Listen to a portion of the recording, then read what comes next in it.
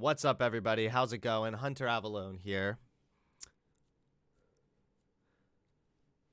Who's here? Who here has been subscribed since 650K?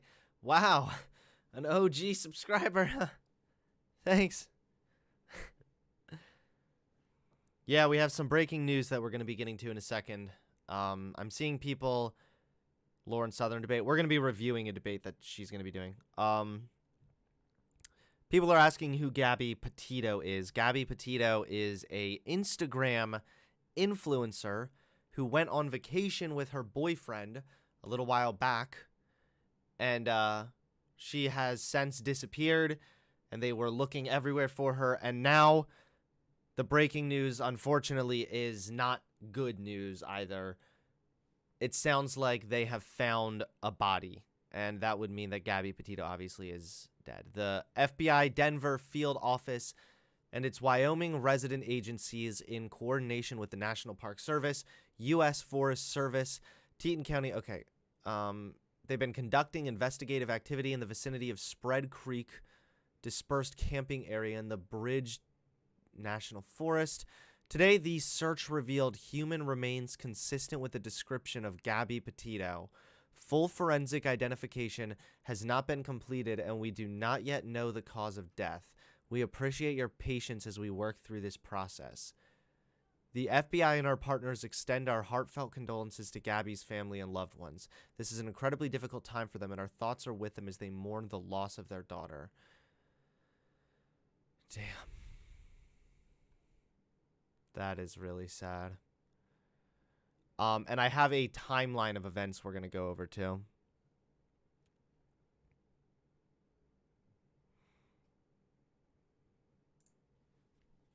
This is, of course, trending all over. Hold on. I'm going to set it so that there's speakers so that you can hear too, Carissa. Carissa's over here too, guys.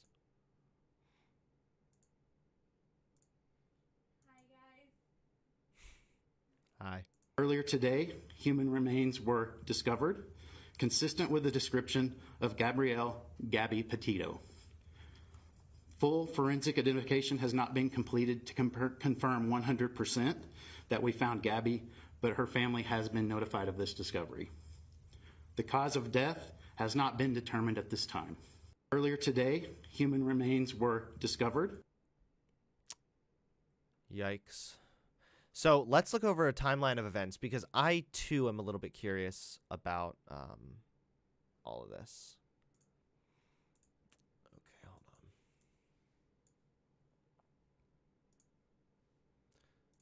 on. Okay.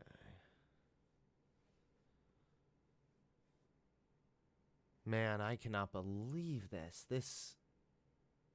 That is really sad. Okay.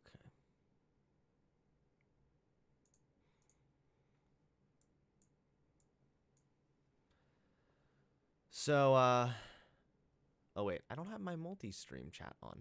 My bad. So here's a little bit of a timeline of events. Northport Police Chief Todd Garrison said in a Thursday news briefing, this was in June.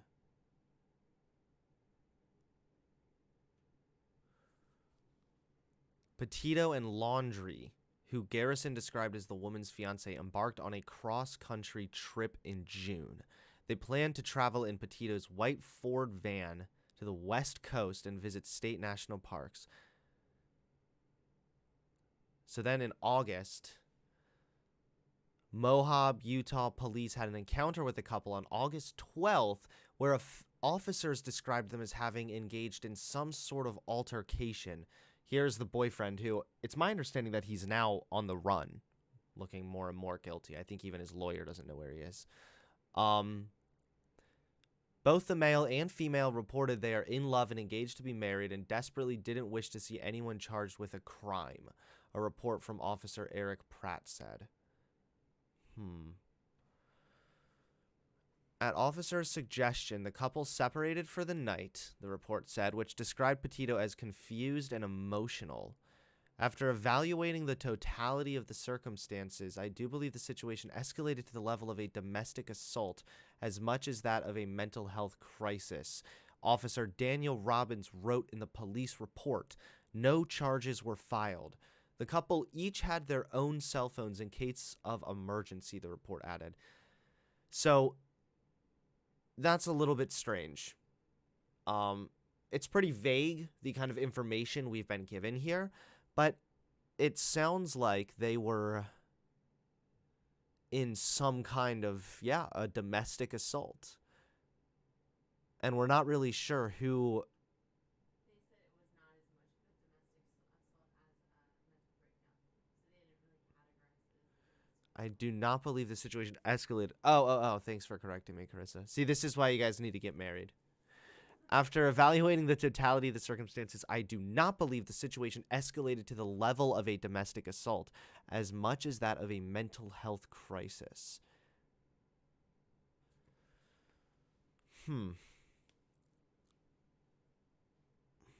In the video, he says, I don't have a cell phone. Where's the body cam footage?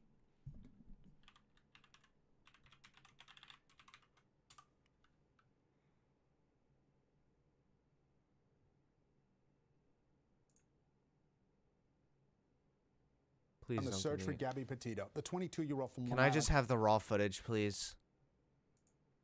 There wasn't anything too interesting in it. I watched it all. Oh, you did? Yeah. Well, we won't go over all of it then. Driver is, It is only 8 showing minutes. some obscure driving, possibly intoxicated.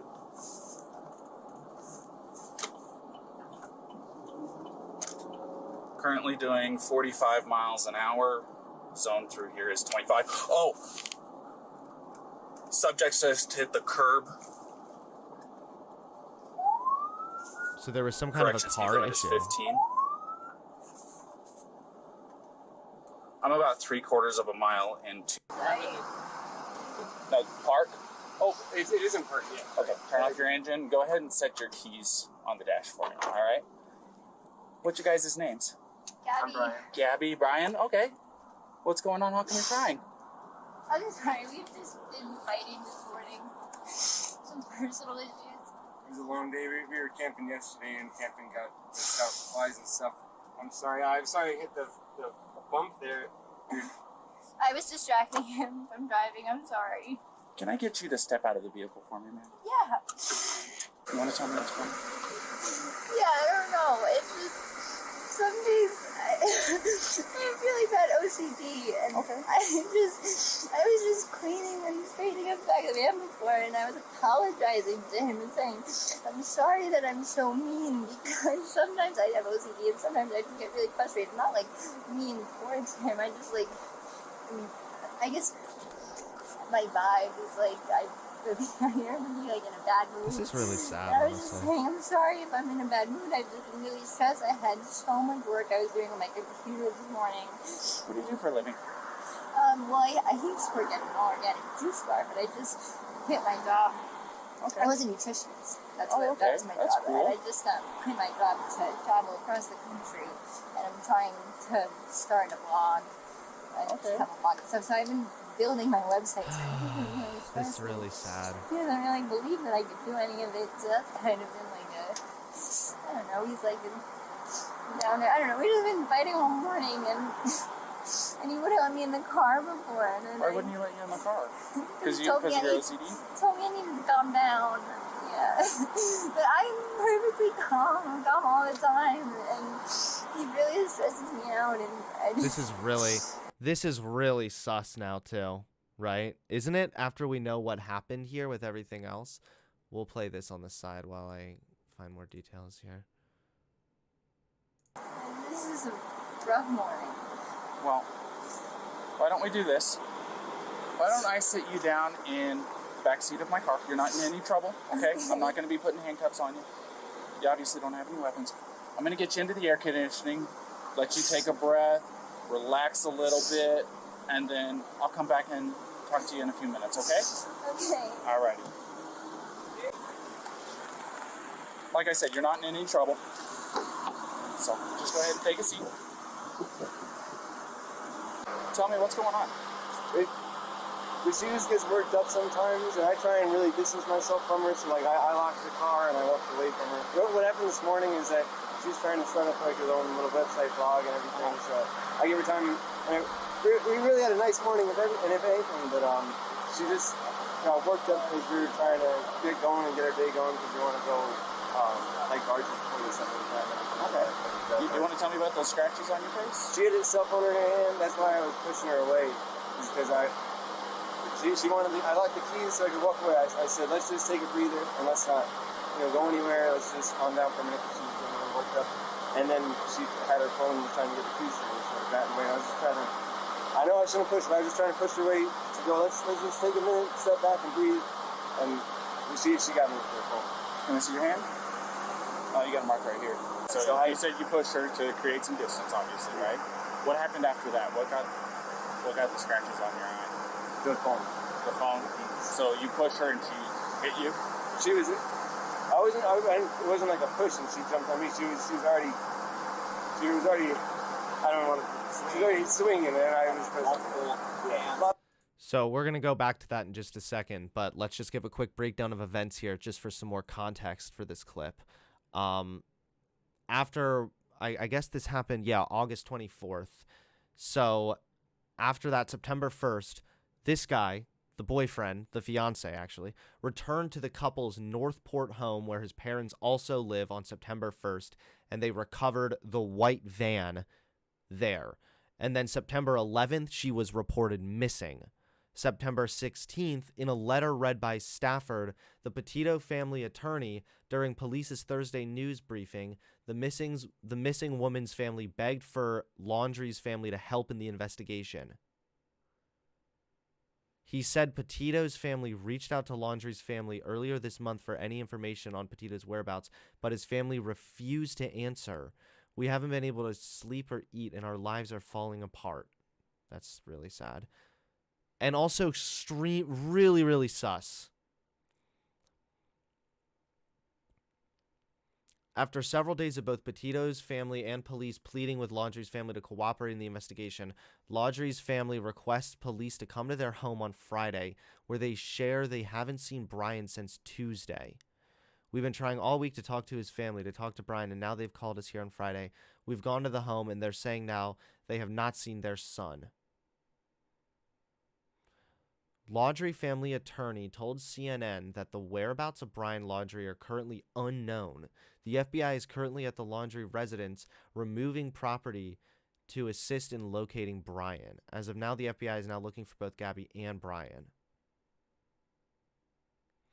September 18. The authorities are conducting a search. And then now, September 19th, they found human remains consistent with Gabby Petito. A lot of angles, a lot of nails, a lot of rings.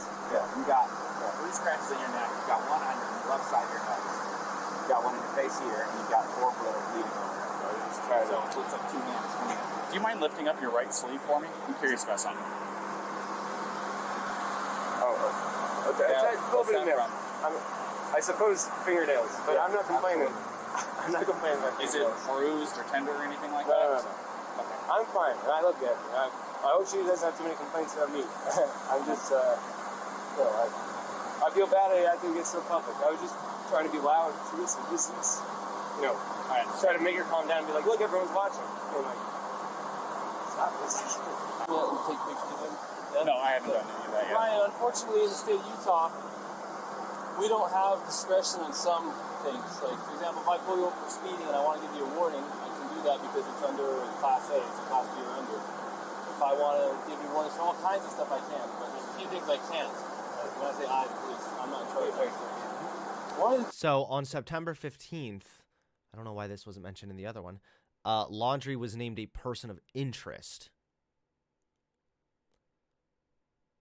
So Laundrie has not made himself available to be interviewed by investigators. His attorney issued the following statement on behalf of his client. Many people are wondering why Mr. Laundrie would not make a statement or speak with law enforcement in the face of Miss Petito's absence. In my experience, intimate partners are often the first person law enforcement focuses their attention on in cases like this, and the warning that any statement made will be used against you is true, regardless of whether my client had anything to do with Miss Petito's disappearance. As such, on the advice of counsel, Mr. Laudie, am I saying Laudrie the whole time? Or is it spelled differently that time? Yeah, is not speaking on the matter. I have been informed that the Northport, Florida police have named Brian as a person of interest. So they have a press conference. Laudrie's sister also spoke.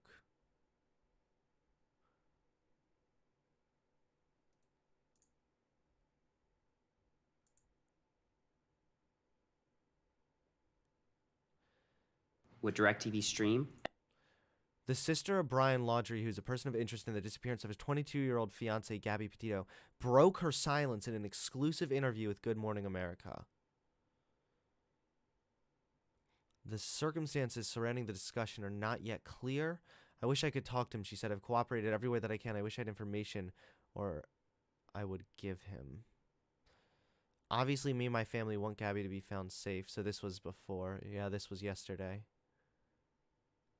Tonight, the interview that is raising questions and raising eyebrows in the case of a missing young woman from Long Island. Gabby Petito, on a cross-country trip with her boyfriend, disappeared last month. The fiancé and his parents are clamming up, but his sister is speaking to cops and the FBI and speaking out in an interview with ABC News. Long Island reporter Kristen Thorne live in the Suffolk County hamlet of East Iceland with... I think this was actually the wrong video. Don't do it, please. Obviously, me and my family want Gabby to be found safe. She's like a sister, and my children love her. And all I want is for her to come home safe and sound, and this to be just a big misunderstanding. And how close have you guys all been over the years? For the last 2 years, Gabby's been in our life, and she's been nice and fun, and we've had a great time. My kids absolutely adore her. And when you just heard the news, just in general, like that she's missing and that your brother's back here, I don't understand as much as everybody else. I'm learning everything from the news too. Yes, I talked to... Okay, I'm not afraid to say it. We're all thinking it anyway. The dude looks really fucking guilty. He looks like guilty AF. September 18th, dual searches for Petito and Laundrie. Police searched a vast Florida wildlife reserve on Saturday for 23-year-old Brian Laundrie, a person of interest in the disappearance of his girlfriend, Gabrielle Petito. So this was just yesterday. So this guy goes, just disappears all of a sudden, vanishes. Unless he's found dead, unless this takes some kind of fucking plot twist, this is looking really, suspicious for this guy. Obviously, you know, innocent until proven guilty, but he's looking pretty damn guilty. Not looking so good in a to the average person. I wish that this Brian guy would really take into account the optics of how he's behaving here. To the police the second they called. I called them right back. We were in Orlando on vacation with my kids at Disney, and we came back to this. I hope she's safe and good and just out there unaware and safe. No, I didn't find anything peculiar other than it was just a regular couple spat gone wrong. Yeah, they were talked about it for a while, and they loved to travel. They sent us postcards along the way. They really kept in touch with the kids through video chat and their phones, and showed them all the sites, because my boys love to travel too. So they love all the Utah sites and everything they've been sending. Yeah, I mean, what I've seen a lot of people saying in YouTube videos is it was from their first trip and their like current trip. They mushed it together as one thing to just start their first leg of travel. Other than that is really sus. All of this is really suspicious. Things that the state legislature doesn't give us discretion on is charges when it comes to domestic assault. And it sounds like you guys are living together, so you meet the statute for domestic partners. And you do have injury, and both an independent witness, probably the next one we're going to talk to as well, which we haven't talked to yet, but the ones we did talk to, and your own companion have made it clear that she was the primary aggressor and that she was striking you and that you just received injuries.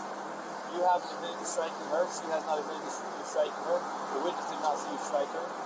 So at this point, you're the victim of a domestic assault. That even if you didn't want to pursue this, we don't have a choice.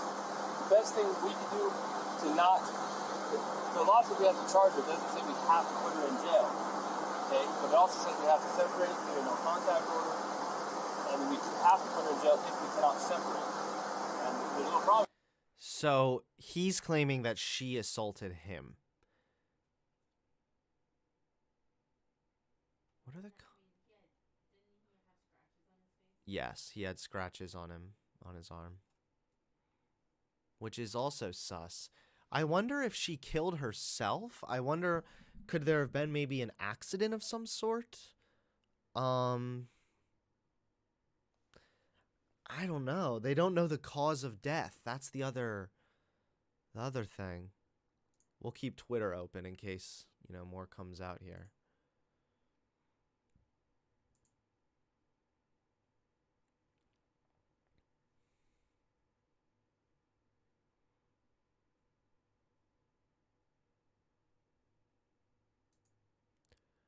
I wonder if... Yeah, someone just posted on Twitter and speculating. I wonder if...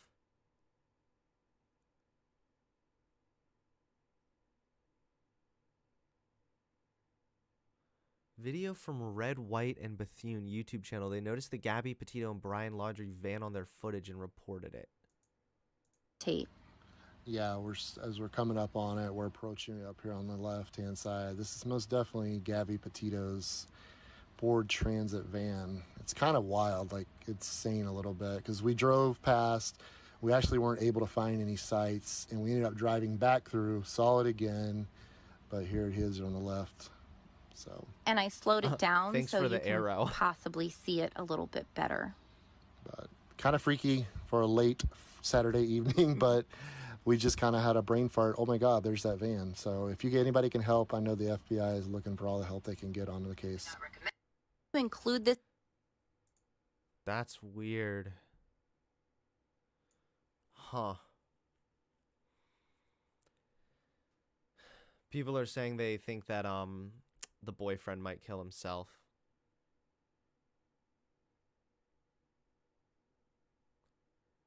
Rainbow Fox News post, Rainbow appears near where authorities believe they discovered Gabby Petito's body.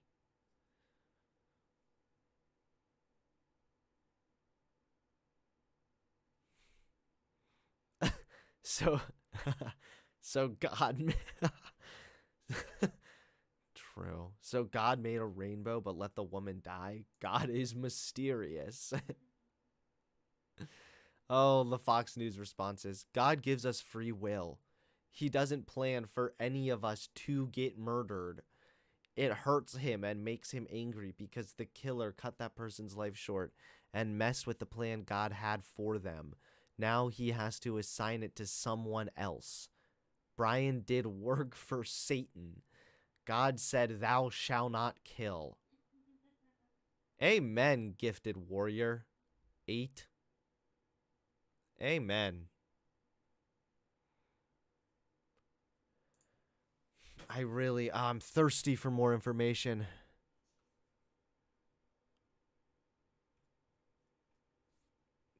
Just anything I would be so curious about.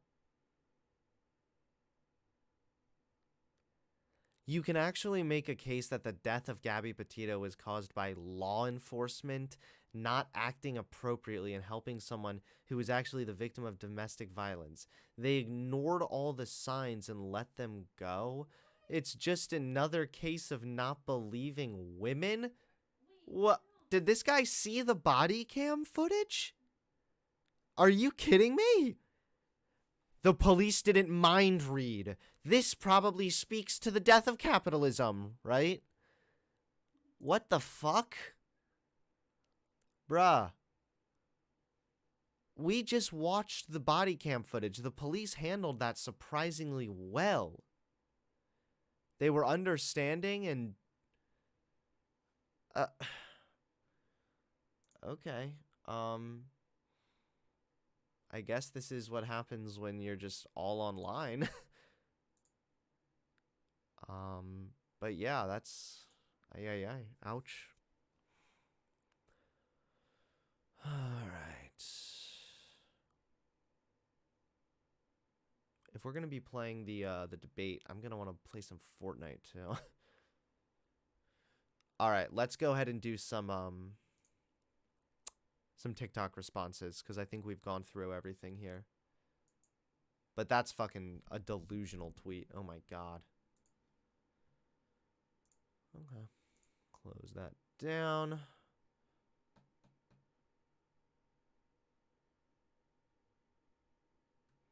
What's up, Hunter in chat? What's up?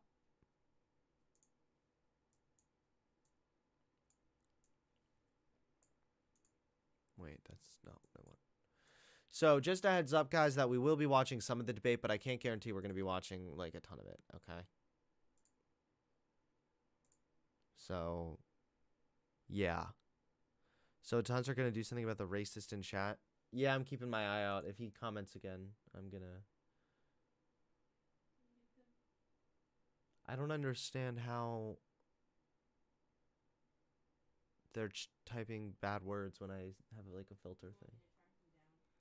No, I got him right here. Okay. All right, let's do the TikTok response, because somebody made a fucking TikTok video about me, apparently debunking me. And I told him he's welcome to come on the channel and chat. We got 2.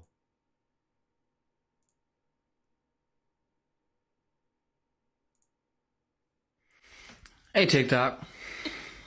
So these 2 videos are going to be my last videos because the title is Hunter is a joke. So yeah, it's a little embarrassing coming from, well, Paul Bunyan himself calling me a joke, but all right.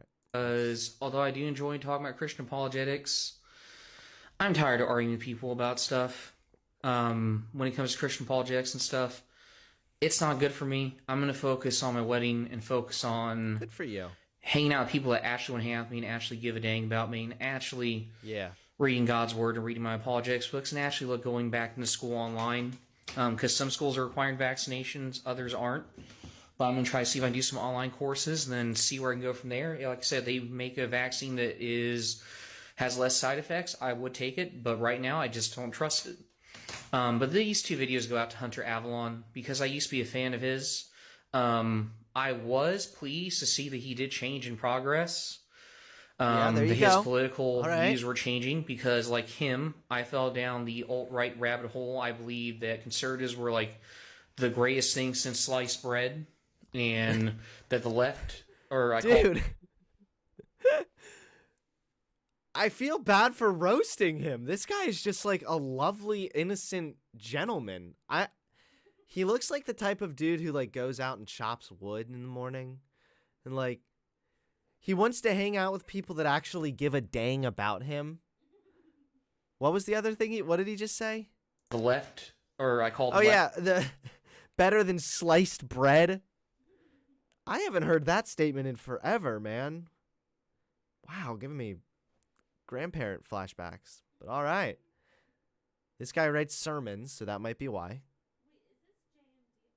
No. Left-hards. Some people are left-hards. Some people are alt-right nut jobs. Oh, That's wow. true. It happens on both sides. But I used to think that the left had no good arguments until I started talking with some of my own friends, and I started to see that we had some things to agree with. But these last 2 videos, they're my last 2 videos on TikTok, at least for a couple months. How about that? Actually, no, probably permanently. Yes. But yes! Or am I sad? I don't know. Hunter focuses on everything that's irrelevant, nothing that's relevant, LMAO. That looks really bad coming in from the coming in hot after we just covered the Gabby Petito stuff. So Lil Jimmy, that's a little embarrassing, pal. Hunter Avallone has become a social democrat, has become a communist, and proceeds to dehumanize quote-unquote anti-vaxxers or people who are unvaccinated. Does he know that social democrats and communists are very different things? Why would he say that I'm the one thing and then the other? This guy's a socialist, and he's also a Nazi. You're right. He's also a goddamn capitalist. He's just, anything bad he can think of is me. He just kind of throws it at the dartboard. Yes, communist. What do you call this side beard? It's called... Halston Ward, thanks for the $5. That TikTok guy's hair and sideburns look like he's stuck between the 70s and today. You know what?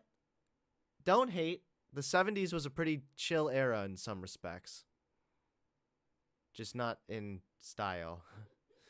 Taking the side of the authoritarian government, he has really changed. And honestly, pardon language, he's a POS. I'm not going to call him, not going to cuss because this is a Christian YouTube channel. He's very mocking, scoffing of Christianity, very No, I'm mocking and scoffing at you now. I'm not gonna... Did he just pull the "this is a Christian Minecraft server" meme live in real time?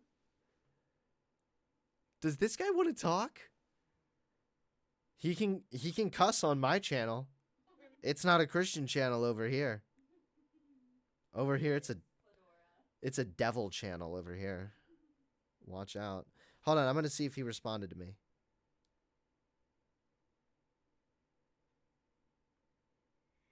Hey, TikTok. Come on.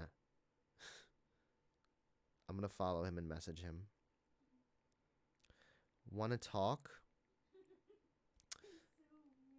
I'm reviewing your TikTok about me. Here's my Discord link. If you want to defend yourself. That one always, people always want to come on for that.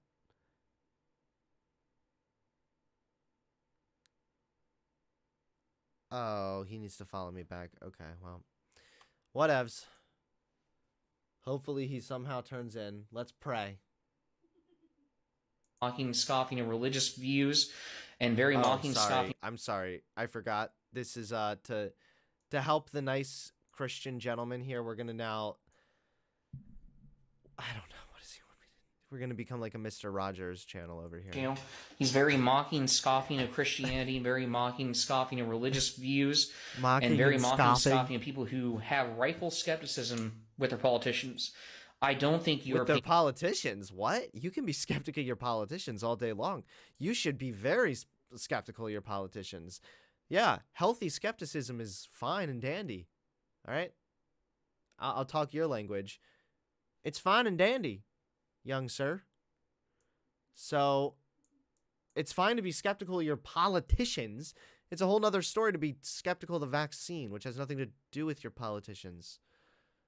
Skepticism with their politicians. I don't think you are paying attention to the things that are going around you, Hunter. The quarantine camps in Australia are a complete violation of human rights. Let's look them up. California quarantine camps.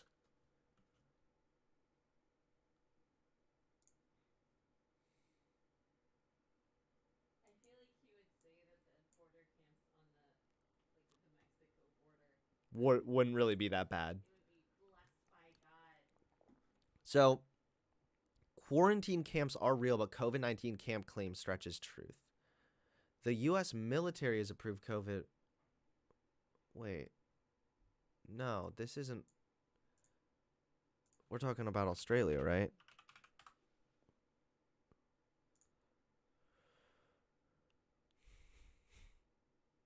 False. Fact check. Claim about unvaccinated being sent to quarantine camps. Started as satire? Wait, this was something about Biden.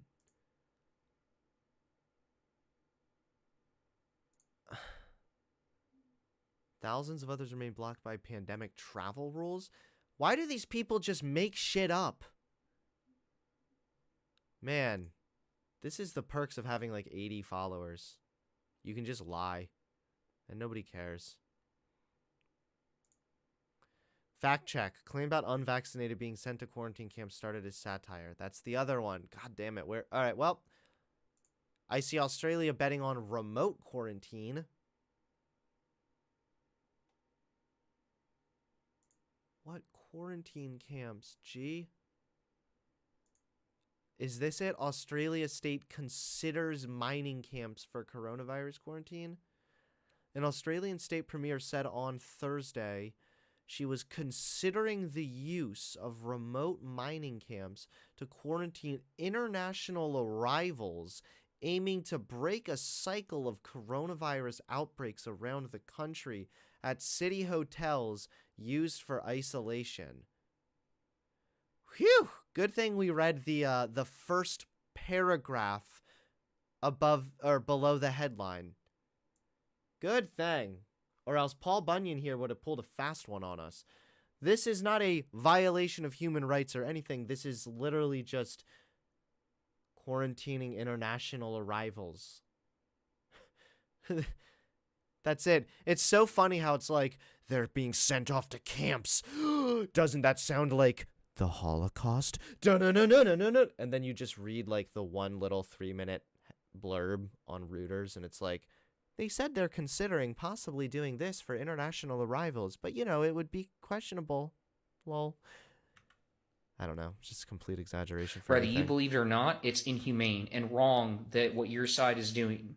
You guys are literally dehumanizing people who aren't vaccinated. You're telling people like me and others. You know what? I am so... You know what? Fuck this. I am sick of these fucking arguments. You're dehumanizing anti-vaxxers. Anti-vaxxers dehumanize themselves. Okay? They literally degrade themselves by putting themselves at risk of bringing fucking polio back. Okay? These people, by their own beliefs, dehumanize themselves and everyone around them. Honestly, I think that that's a much fairer thing than... What did I say that was so dehumanizing, huh? That you guys have brain dead reasons? I guess that's a little dehumanizing, but not any more than your own beliefs kind of lend to. Deserve to live, or we don't deserve to have a job. There are studies that do show natural immunity is good in some cases. Is he oh my god. Okay. People are saying that this is about the... I saw something contradicting the Australia... People are saying scans your face. I'm going to just search face scanner. Okay. Australian police... Agree. Cool. All right, so right away, see, here's the headline. This is what you'll see from Jack Posobiec. And then when you read down here, Australia's two most populous states are trialing face recognition software that lets police check people are home during COVID-19 quarantine. That is a little weird. Expanding trials that have sparked controversy to the vast majority of the country's population. Okay. They were trialing its facial recognition products, and they're being conducted on a voluntary basis. Wow.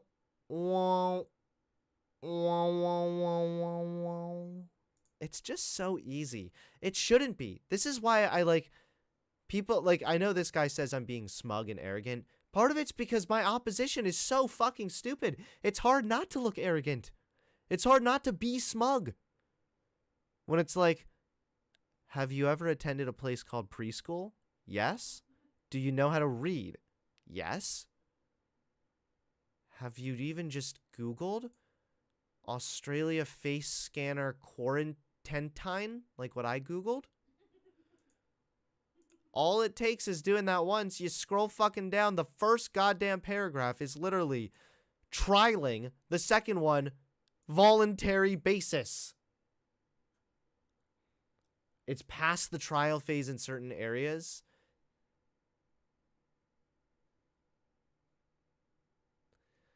To trial? All I'm seeing is it trying it. To reopen borders? Hey, you guys, conservatives should be pumped about this. You guys usually are okay being really authoritarian when it comes to protecting your borders. So what the fuck, man? Australia will test a home quarantine system using facial recognition technology for fully vaccinated international arrivals as it seeks to reopen international borders. Tens of thousands of Australians remain stranded overseas. Okay. He said the trial could pave the way for how we live with COVID. So, the authorities will use a mobile phone app and facial recognition technology to monitor compliance by about 175 people on the trial. Okay. What? Oh, here we go. Let's read it from Fox News now. Now here's where we know where this guy got it. Australia debuts Orwellian new app using facial recognition, geolocation to enforce quarantine. To get our business up and running, we got the Chase business. Get your business up and running, fuck you. The government of South Australia, one of the country's 6 states, has implemented a new policy requiring Australians. When did this come out? September 3rd?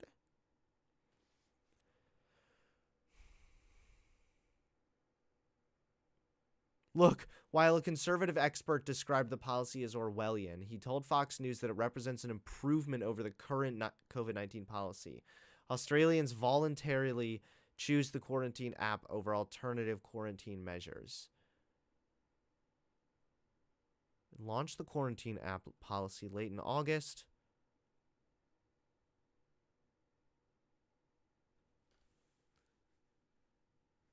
Okay.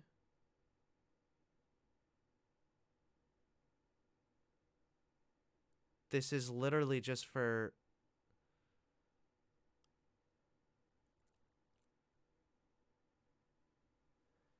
It is home quarantine Australian style, and the alternative is hotel quarantine Australian style under police guard, which people also hate. I feel like they're not giving us the full details because I don't know if it's...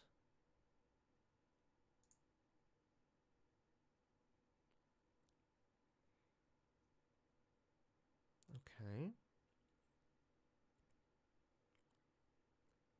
So it literally began its trial in August. Hey, do you want to see if the thing is on, babe?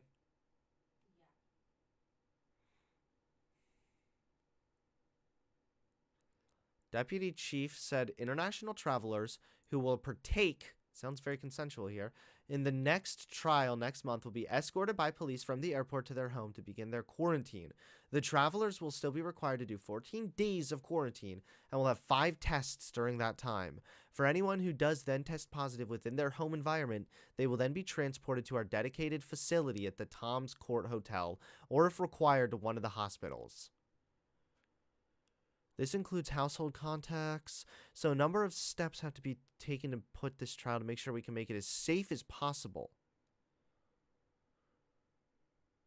It'll allow about 175 fully vaccinated people to quarantine for 7 days. So it sounds like it's a temporary thing where you're temporarily needing to be made sure that you don't go anywhere since you're internationally traveling. This is a very fair thing to do, considering the whole talk about protecting our borders and protecting people from traveling overseas and bringing in potential viruses. That seems pretty fair. Oh, it is on? All right.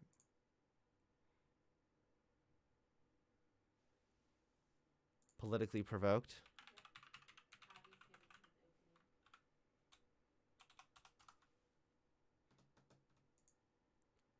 There's not much to say. I agree with pretty much everything Avi said. We have which this is just to nutcase say on. that if you want to prove that transgenderism is a mental illness, you actually have to show that it's not logically possible for there to be a person who is transgender and doesn't have a mental illness. So you're going to have to derive some sort of a contradiction in there being a trans person who does not have a mental illness. Obviously, I don't think it can be done, but I'm interested to hear how one would argue for that. So, all right, I guess we can do Witzke. Okay. So Oh, no. I'm reading this, and it just seems like a decorated word salad.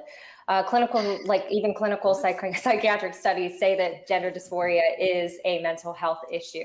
No one says it's not. We're looking at, I look at the end result. I'm so glad I'm not in this. With transgenders, the whole community, the demographic, they struggle with a 40% attempted suicide rate. Am I correct or am I wrong? Or is there something funny? No, this isn't funny, actually, because 40% of people that end up transitioning or participating in the lifestyle of transgenderism do attempt suicide. The other 60% who do survive suicide rates suffer with suicidal ideation. They struggle with substance abuse. Many of them are victims of traumatic sexual childhood abuse. You wouldn't believe, I actually ran a rehab center, a drug substance abuse rehab center, and you would not believe how many transgenders ended up with me. Now, it's not just a lifestyle that they chose. This is years and years of trauma. Jesus, help them. And what we have been doing is we've been enabling a lifestyle that ends up in a 40% suicide rate. How can you enable that kind of lifestyle, especially as a doctor, somebody who claims that they're supposed to save lives? You're watching this destroy people's lives, and you say nothing. Instead, you empower and you enable a lifestyle where people are depressed, people are broken, people end up trying to kill themselves or molesting other people to, a lot of them do molest children. 40% of the LGBTQ community, they make up 40% of the pedophilia in the United States of America, despite making up 3% of the population. Now, these are statistics. Statistically speaking, I believe that you guys should be proving to me that it's not a mental illness, because it is. All right, Southern. Well, I mean, I suppose the debate is already over with Avi's big calculation here. So I guess I'll just have to agree with that. And because transgenderism isn't a mental illness and there's nothing wrong with transgender people, there should be absolutely no paid for insurance company surgeries. In fact, I don't think they need treatment at all. We probably shouldn't have to use their pronouns, since there's no risk of exacerbating their gender dysphoria because they've got nothing wrong with them. I don't think there should be any paid state for treatment. I don't think we need clinics for them. None of that. Because there's absolutely nothing wrong with these people. No mental illness. So I'll respond to Lauren Witzke and then Lauren. So in terms of Lauren Witzke, just didn't engage with the argument at all, didn't show which premise was false.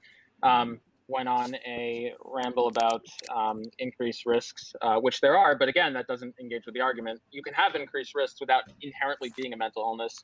As to Lauren Southern's point, as again, there's a distinction between something being a mental illness and something resulting in risks or mental illness. Certain medications. Is gender dysphoria considered classified as a mental health issue?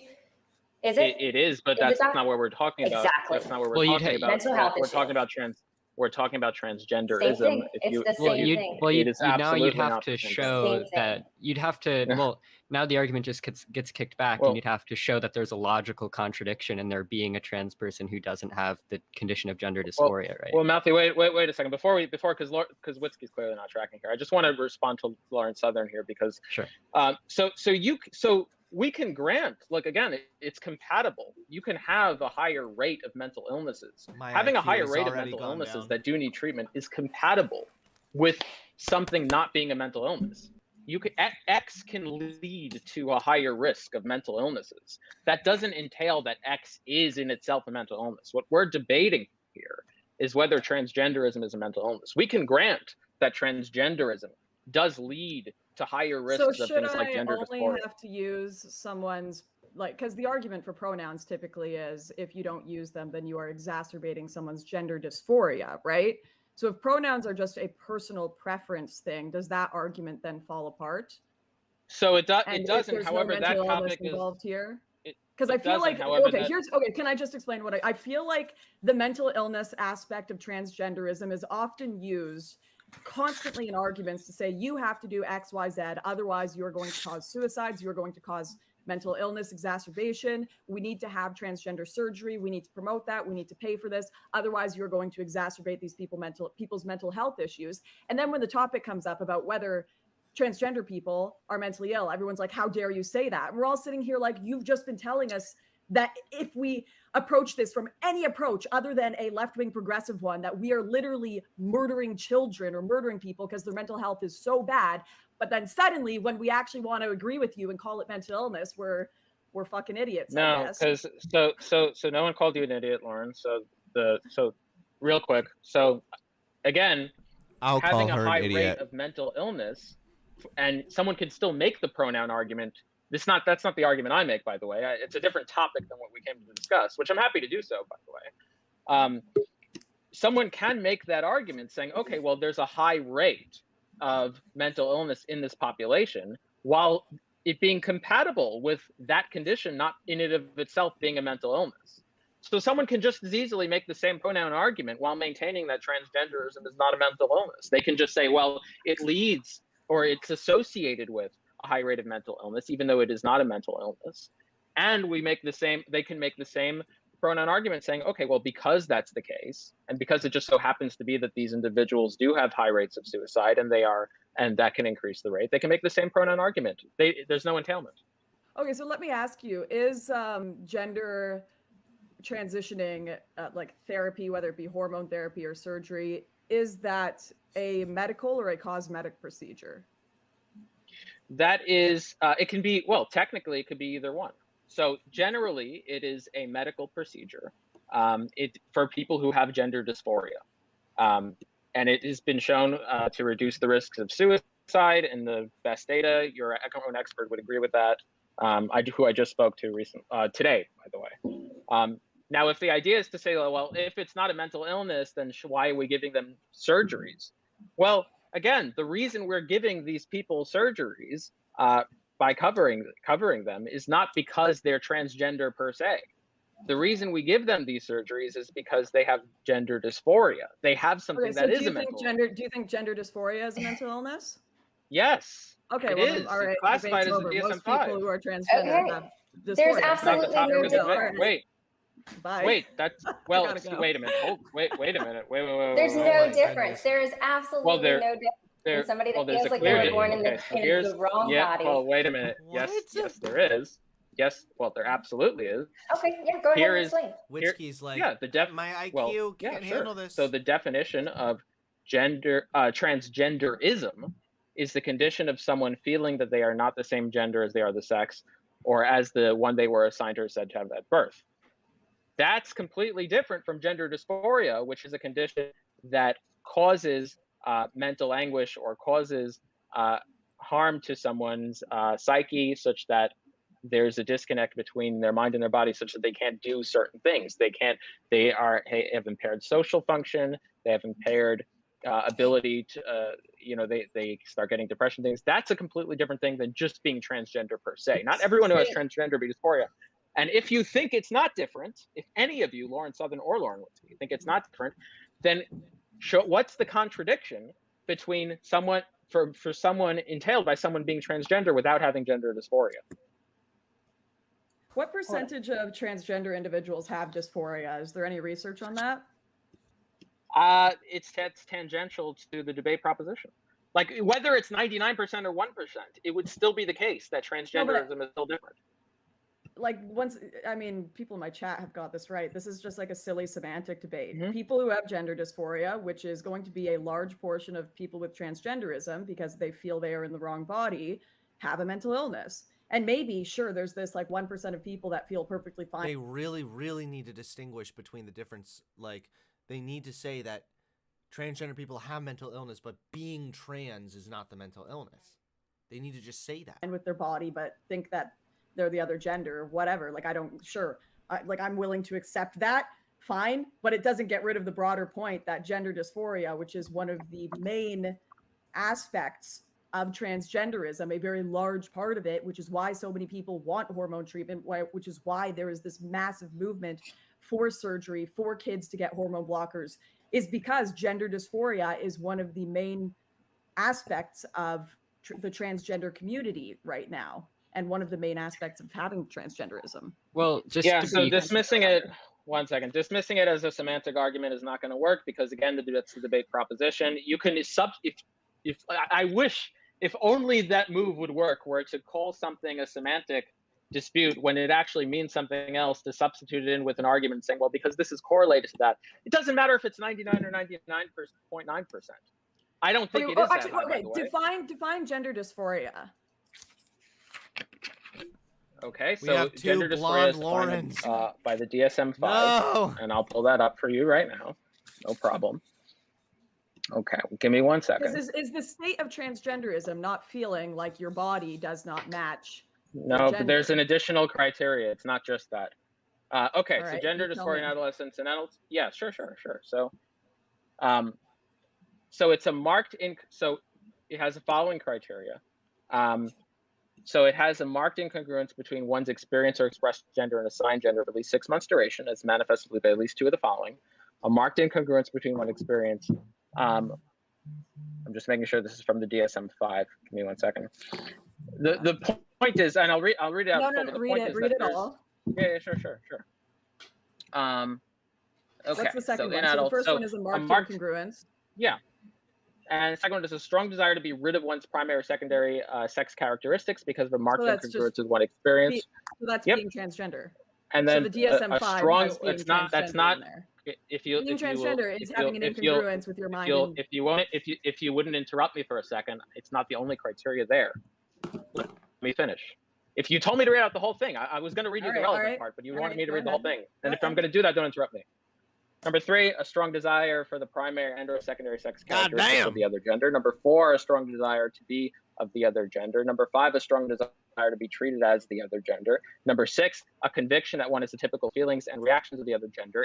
And B, the B criteria, the condition is associated, this is a necessary criteria, condition is associated with clinically significant distress or impairment in social, occupational, or other important areas of functioning. If you don't have that criteria, then it doesn't matter if you have all of the 6A criteria. You do not have gender dysphoria, even if you are transgender. That's so how you it's don't have defined in the distress, DSM-5. is what you're saying? Well, we are looking at, I believe it's a 60% depression rate, 40% suicide rate. Well, if that isn't distress, I'm not really sure what is. Higher suicide rates among white men. We can say that there's a large number of trans people who have dysphoria and have certain negative mental outcomes, while still saying that there's no logical contradiction in someone being transgender and not having those mental outcomes. So what you're basically saying is there's this potential small percentage of people that feel like they are in the wrong body. They feel like they are mentally a woman or a man, but in the sex characteristics of the other gender or sex, man, got to keep up with the progressive terminology here. And those small percent are entirely unbothered or not unbothered to a degree that would be emotionally distressing whatsoever to them. And therefore they don't fit into the DSM-5 version of a mental illness. That's what you're suggesting. What I am saying is that transgenderism and gender dysphoria are 2 different things. And transgenderism is not a mental illness. Gender dysphoria is. And the specific criteria that differentiates gender dysphoria is the B criteria as outlined in the DSM-5, which is the condition is associated with clinically significant distress or impairment in social, occupational, or other areas of functioning. Now, given that, it is not the case that transgenderism is a mental illness. Now, I'm going to redirect this to the argument because I went along answering 21 questions with the 2 Laurens here for quite some time. Now Lauren Southern has conceded the debate proposition from the outset, well, no, seemingly a little sarcastically, but I'll just confirm that it has. Question about whether transgenderism and gender dysphoria are inherently connected. No, because now we have to answer the question of we've answered inherently connected. Yeah, we've answered that. We've answered that. The difference. Well, by definition, if you go through surgery and don't have gender dysphoria, here's the answer. The difference between transgenderism and gender dysphoria is the B criteria in the DSM-5 that's necessary in order to have gender dysphoria, which is the condition is associated with clinically significant distress or impairment in social, occupational, or other areas of functioning. You do not need to have that in order to be transgender. That's the difference. The difference is one requires this, one does not require this. Now, what's the contradiction? So within the DSM-5, it suggests that. How I'm standard, not going how to mental deny illness what is the standardly. DSM-5 says, for sure. Yeah, that's how it's standardly used in the medical. That's how mental illness is standardly defined in the medical community. You agree with that? I mean, well, let me check the definition of how they identify something like schizophrenia, which also includes people thinking they are, in positions where they are not, seeing things that are not congruent with necessarily the reality they're living in. What's the relevance? Because if this could simply be, I could potentially disagree with the DSM-5 definition. I'm not going to for now, but is the definition of mental illness by the DSM-5, you have to find something distressing that is not congruent with reality, right? Or is it just it has to be not congruent with reality? And are they consistent? Wait, that's a different question, Lauren. That's a different question. You're jumping to a different question now. You asked me what the difference, I didn't say it was how it defined mental illness. I said, I gave you the difference between transgenderism and gender dysphoria. There are other mental illnesses that don't need to have that can have other things. Like, so you can be a schizophrenic who has delusions and has false beliefs and has disorganized speech. So the criteria, the DSM-5 criteria is going to be two of the following for a significant portion of time during 1 month period: 1, delusions; 2, hallucinations; 3, disorganized speech; frequent derailment or incoherence; 4, grossly disorganized or catatonic behavior; and 5, negative symptoms, which would be things like diminished emotional expression. But so I'm not saying that that's the only way you can have a mental illness is to be gender dysphoria. All I'm pointing out to you is that gender dysphoria and transgenderism are accepted to be different things by the standard usage in the medical community. And what I'm kind of suggesting is, if the DSM-5 says that, and we're just going to be like, well, we all have to just appeal to what the DSM-5 says, then what are Lauren and I sitting here supposed to do? Well, I guess that's what the DSM-5 says, right? Like, well, no, you could make an argument. No, you can make an argument. No, you can make an argument that given what this condition is, given what transgenderism is, it's entailed that there would be some sort of mental illness. So you can say, if someone has a gender that is not the same as their sex, then it follows that they will have either delusions or hallucinations or paranoid delusional disorder, for example. There's ways of making that argument. I don't think they work. I think they hilariously fail. But what I'm not doing here is I'm not saying the DSM defines transgenderism as not a mental illness. That's not what I'm doing. Again, I'm going to bring it back to the argument now. Now that we cleared up that transgenderism and gender dysphoria are not the same thing, I'm going to bring it back to the argument and ask, what premise do either of you reject? Premise 1 or premise 2? It's a simple argument. Sure. Like gender, I think 99.9% of transgender people probably have dysphoria. And therefore, I don't think it's a ridiculous statement when people say transgenderism and mental illness are highly correlated. Like, when someone says transgenderism is a mental illness, they usually do mean dysphoria. I understand the semantic claim you're making, that technically transgenderism and gender dysphoria have two different definitions. I understand that. But when most people talk about it, they're like, yes, you feel in your mind that the gender you are differs from your body. It tends to distress you. As Lauren just highlighted, the suicide rates are extremely high. Depression rates are really high. And so when people say transgenderism is a mental illness, the only disagreement there really would be that slight semantic separation from gender dysphoria, which tends to afflict the majority of transgender people. And perhaps this unicorn transgender person who is not bothered whatsoever, feels they need no surgery, feels they don't need to change their appearance at all because they're not distressed by anything that's going on in their head, or they're not distressed to a significant enough level. Like that, I could, sure, maybe that exists, fine. So a couple things. So again, calling it a semantic, calling it a semantic difference doesn't change the fact that this is a debate proposition, and we're not going to debate whether gender dysphoria is a mental illness. That's a debate. Okay. Wait, so just to clarify, so just to be clear, then, Lauren, just to be clear, so you agree with me then that it is not the case that transgenderism is a mental illness? Bro, sure, I don't. All right, guys. I'm wrapping up. Thanks for tuning into my Sunday Fun Day stream. Go over to Politically